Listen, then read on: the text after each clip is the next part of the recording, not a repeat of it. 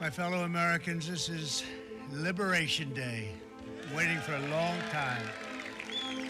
Just 10 months ago, President Donald Trump upended global trade rules by announcing hefty tariffs on US imports.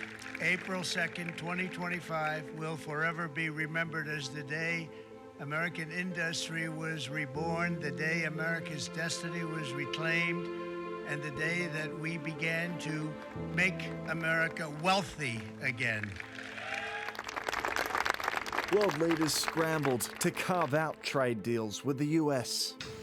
The administration's tariffs have no basis in logic. This is not the act of a friend. A trade war is in nobody's interest, in my view.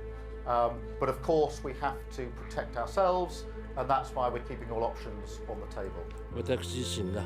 If it is appropriate for me to speak directly to President Trump, I will not hesitate to do so. But many of Trump's tariffs have been declared illegal after a seismic decision from the United States Supreme Court over the weekend.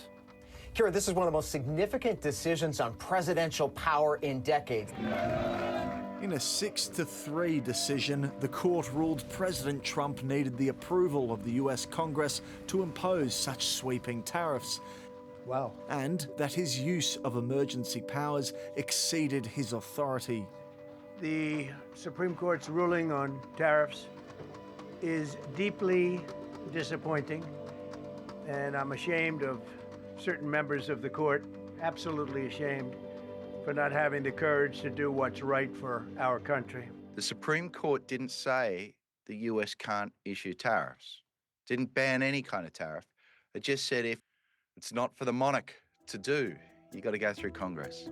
A defiant Trump announced a new blanket tariff rate under a different law. And in full force and effect.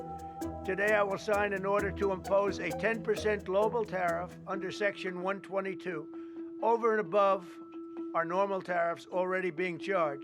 While the 10% rate has already been raised to 15%, this time there's an explicit 150-day limit. Is there a world in which Congress actually backs Trump's plan beyond 150 days? I'm not a political scientist, but I'm just going to tell you there's not a hope in hell that the current Congress will extend the tariffs. And come November, we're going to have a new Congress with many, many more Democrats who are opposed to this agenda. So they're not going to issue this president any authorities whatsoever. After Australia negotiated a 10% tariff in 2025, it's now about to be slugged with the new 15% rate, including billions in agricultural exports to the US. Australia is slightly worse off than they were before, primarily because many other countries that had much higher tariffs in the US economy now receive lower tariffs, and therefore our slight competitive advantage in the US is offset. Federal Trade Minister Don Farrell will hold talks with US officials this week, but he says Australia is already looking elsewhere. I think what President Trump has done over the weekend gives us further impetus. We have to be able to demonstrate as a trading nation that we believe in free and fair trade, and we can find other partners in the world. Well, the key thing to remember is that the US is only 15% of world trade. So on the upside, this isolationism for the US is actually creating opportunities for Australia.